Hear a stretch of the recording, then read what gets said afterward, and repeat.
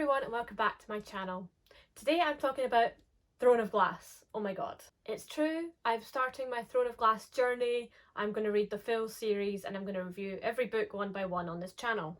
Before we get into it, let's just get into some context of like where I'm at in my reading journey with this. So I picked up Throne of Glass and the first ACOTAR book last year, like last March 2024 that is. I was just kind of getting into the online book space, and it was just Sarah J Maas everything, and I was like no, and then I was like well, I kind of want to be part of the club. Everyone's talking about it, seeing like spoilers. I kind of just want to be part of the club, and I was like, you know what, maybe I'm being a grump and maybe I will really enjoy it, so I'll see. So I bought ACOTAR and Throne of Glass book 1, and I read ACOTAR and then I read Throne of Glass, and I was like, I'll see which one I prefer and then decide which one to continue reading. I read ACOTAR first and then this, and I enjoyed this like slightly less. So like this review, it's a little bit negative potentially. It would have been more negative if I filmed it a year ago, and the one I filmed on like TikTok maybe slightly negative, but I've actually changed my tune on it quite a lot, so like bear with. So I put down Throne of Glass and then I went back and did ACOMAF and ACOWAR. And then I kind of grew tired of that series. I read ACOFAS. Sorry, they all blend into one. I read ACOFAS like at Christmas time, and I've yet to read Silver Flames because I kind of can't face it. While I like enjoyed it in the beginning, I did get kind of annoyed with the writing style, and like I just feel like there's quite a few flaws with the ACOTAR series. Didn't enjoy it as much. Did enjoy it in some places, but like I'm not in that much of a rush to read Silver Flames, and like I know there's more books to come in the series, and I know it's like isn't really a huge rush to read it. Like there's not really a big drive. I am getting more curious to read it the more of this series I get through, but I am preferring this series now, so not sure when I'll get to it. So Throne of Glass, I read it last year. I thought it was okay. I think most people, to be fair, like see this book as a little bit weaker compared to some of the later books in the series, and I was aware of that, but because of my experience reading it, I wasn't super driven to continue. Until a few months ago, I like looked up some reviews from Crowded Midnight. I was like, oh, I just found myself thinking about the story and being like, I wonder what happens next. And some of the reviews said, oh, you know, the quality picks up. Crown of Midnight was a bit better. And so I was like, you know what, I'll buy Crown of Midnight and I'll give it a chance. So where we're at now, I read this last year, and then this year, like a month ago, I read Crown of Midnight, and then I read Assassin's Blade, and now I am halfway through Heir of Fire, which I am really enjoying, really good. So that's where I'm at. Please don't spoil any of the books post second half of Heir of Fire in the comments, although hopefully by the time I've posted that I'll have finished Heir of Fire. My plan for like reading on, I am really enjoying it, but I've got so many other books I want to read, and like all of these books are very long, especially the last 3, and I will probably fall behind in my YouTube uploads if I just read all of those. So my plan is to read Heir of Fire, then read Queen of Shadows, then have a break, read the new Hunger Games books, maybe read a few contemporaries and a few other things, and then like probably May or June time I will try and do the tandem read. Not sure, let me know in the comments, should I tandem read or should I read them one at a time? The tandem read seems like a little bit overwhelming to do. I am a slow reader. It will probably take me a month or 6 weeks to read those 2 books. Depends how exciting they are, and depends what else I have going on. And then it will take me probably another at least 2 or 3 weeks to read the final book. Maybe a month with my old reading speed. So that's where we're at. So yeah, I think I'll get a lot of books under my belt, and then when I know I've got a good amount of time to be like dedicating to reading, I'll jump in and do the last 3 just as a tandem read, straight into Kingdom of Ash, and then done. And after I've done all of those, maybe I'll go back and read Silver Flames, probably after a break. But that's the schedule, just so you know. But hopefully I'll have them all read this half of the year, by like June or July. Seems like a bit of a shame for like all of the amazing books on my TBR that you can see in my TBR video. I'm excited to read those as well. It's just tragic, why do I have to do things like work and take care of myself and like just live life when I could just read books instead. It's so tragic. But here we go. Let's get into my thoughts on the first book. I will try to keep it to what my thoughts were after reading this book without reading on. And obviously, Assassin's Blade, I read it third. So Throne of Glass, apparently this book at least, is a Cinderella retelling, which you can kind of see. She kind of starts off the book in Endovier, which is the slave labour camp in the salt mines. So she's kind of dragged out, she's kind of covered in, I don't know, dirt, and she's just very skinny. She's been in a labour camp, and she's kind of brought out by the prince and brought to this glass castle ran by this evil king who has this empire that I was going to say destroyed her country. We don't know that at this point, but yeah. He's an evil king, he runs an empire, he's kind of destroyed the whole continent, and he's got a couple of labour camps which he puts all of his dissenters in. We learn that magic has disappeared from the world 10 years ago, and that Selena Sardothian, our main character, is, or was before she was imprisoned, an assassin. In fact, one of the most notorious assassins on the continent.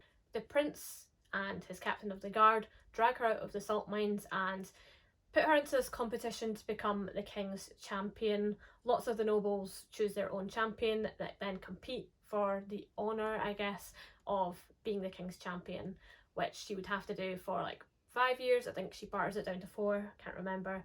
And then she'd be free. She wouldn't have to go back to Endovier, and she'll get payment while she does this job. So it is quite good, even though she has to serve a corrupt king and corrupt empire.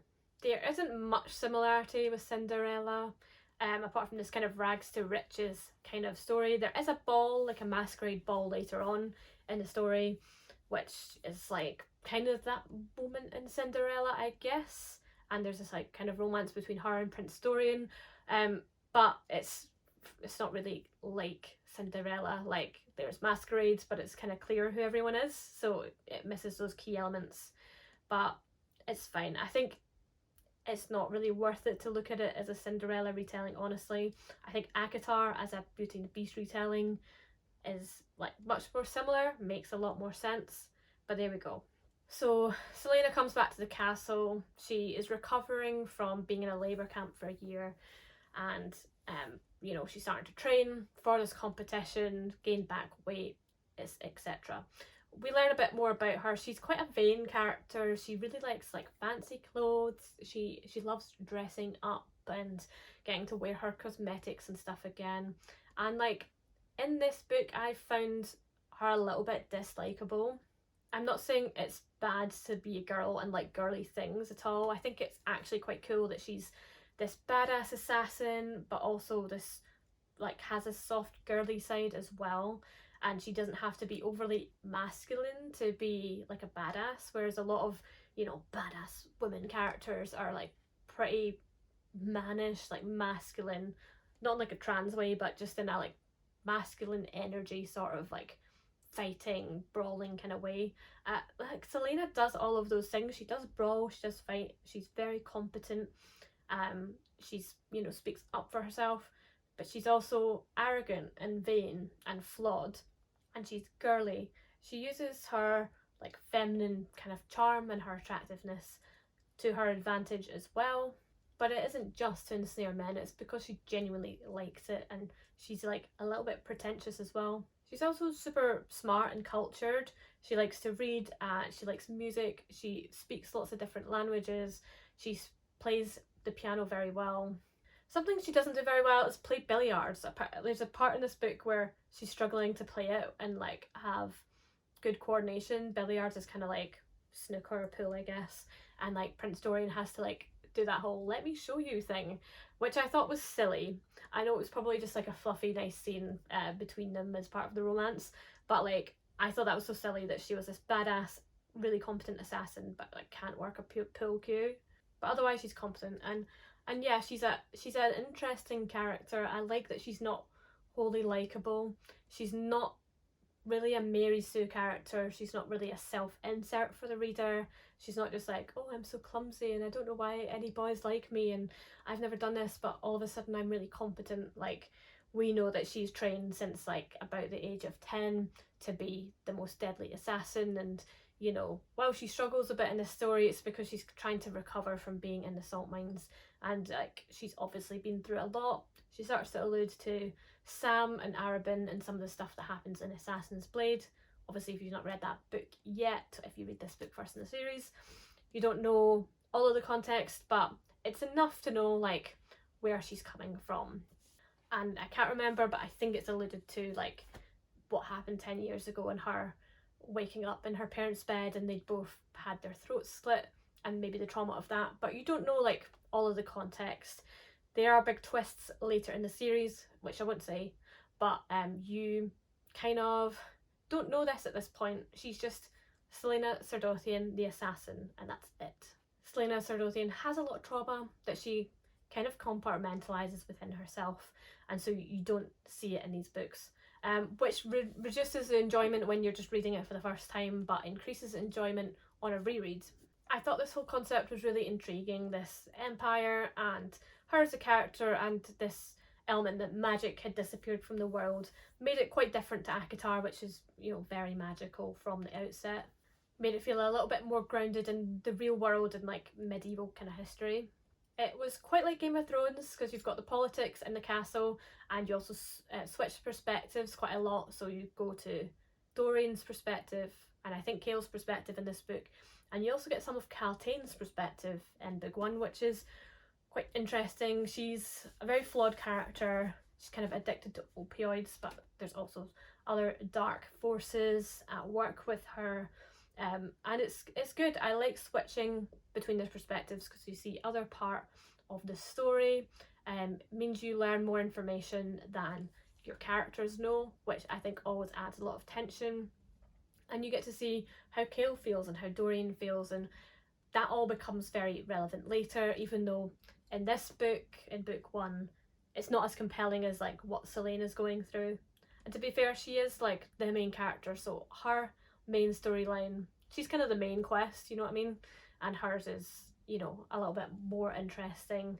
Although I don't know, Moonlight, Air, Fire, and I'm enjoying some of the other storylines as well. Selena then starts competing in this competition to be the King's Champion. And like my main issue with this book that had me rate it low, I rated it like 2.5 stars, honestly, on first reading. I think maybe I would raise it now just because I'm starting to enjoy the rest of the series, and therefore I'm giving the story and the characters more benefit of the doubt as I go through. But, you know, on a first impression, didn't have the best first impression. This competition, and as far as like death competitions go in other books like The Hunger Games, it was quite dull. Like, there wasn't like fantastical creatures or anything like that. It was like, identify poisons, shoot at a target, climb a wall, have a sparring session. I can't even remember the rest of the tasks, honestly. Those are the only ones I remember. And a lot of the tasks also happen like off screen, so it's like, oh, another couple of tasks went by, and I'm like, that would have been good to know. That would have been good to see. I'm sure that was thrilling. And that, yeah, it reduces the enjoyment and some of the excitement a bit. It could have been way more exciting. The other characters like in the competition, the other assassins and thieves and stuff, they were also like quite boring, not that compelling. There was some very evil ones. There was like an eye eater guy or something, and there was a decently nice character, I can't remember his name, Nix or Nils or something. He was fine. He's not come up in the next few books, so I guess he's just a character in this book. He might come up in the future, I don't know. He was nice, but there was not much to him either. So like, unlike The Hunger Games where the other competitors are really compelling, you've got Cato, you've got Clove, you've got Rue, you've got Thresh, like, you've got Foxface, who's nameless but like iconic. You don't really have that here. And you've got Kane here, obviously, who's kind of like the big bad guy. And he was very one-dimensional. I guess you learn a little bit more about the world because you've got these guys from like the White Fang Mountains, and you know, this guy's a thief from somewhere, I can't remember, it's been a year since I read it. So like that's really interesting, but the competition itself is not that interesting. Her training and regaining her strength also isn't that interesting. She kind of forms a friendship with Kale. She has a bit of a romance with Dorian, but the chemistry isn't quite there. And yeah, it's a little bit flat, the romance in this book. Then we've got the deeper plot, which is that the competitors keep getting killed by some mysterious creature in the night and mutilated, and Cain keeps getting stronger. It's quite easy to put the puzzle piece together that, you know, Cain is Duke Perrington's champion.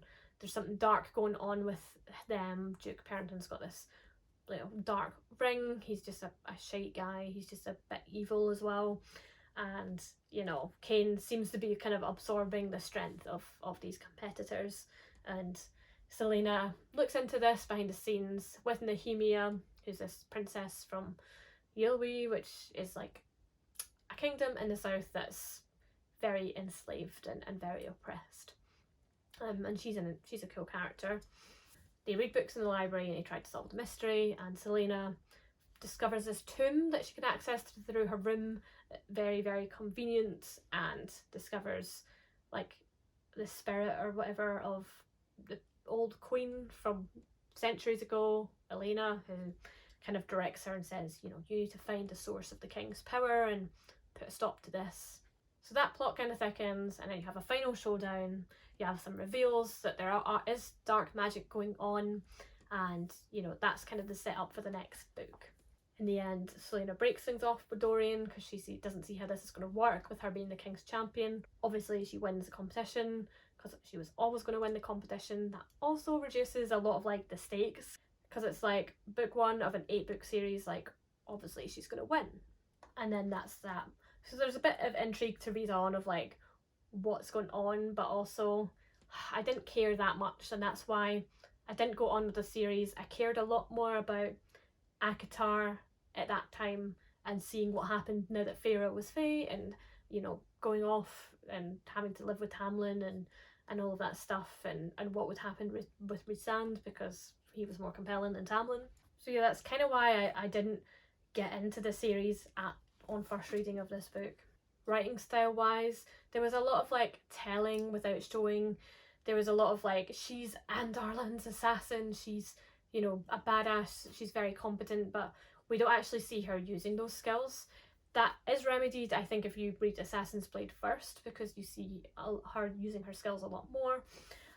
But going into this, it's actually very low action in terms of her being an assassin, and so yeah, it comes across as a bit hollow, and you're told things but you're not told the whole story, which is more compelling. So, you know, it loses a lot of intrigue. There was some clumsy elements of the writing, but it was generally better written than ACOTAR, I think, and that holds true. The more I read on with ACOTAR, the more annoyed and frustrated with the language I got. I think it's more to do with like the actual Fae aspect of males and females and growling. That all gives me the ick a little bit in ACOTAR, whereas this is a bit more human at this stage of the story that I'm on, and doesn't give me the ick so much. I think the characters are a bit more interesting and a bit more compelling. But that said, there's still some rasping and some callous hands, not as many. There's one moment in like the first chapter where Selena is forced to bow by Duke Perrington to Prince Dorian, and she tries to pivot a free eye to the prince, which was a clumsy sentence because I just doesn't make sense. Like, is she pivoting one eye like a chameleon?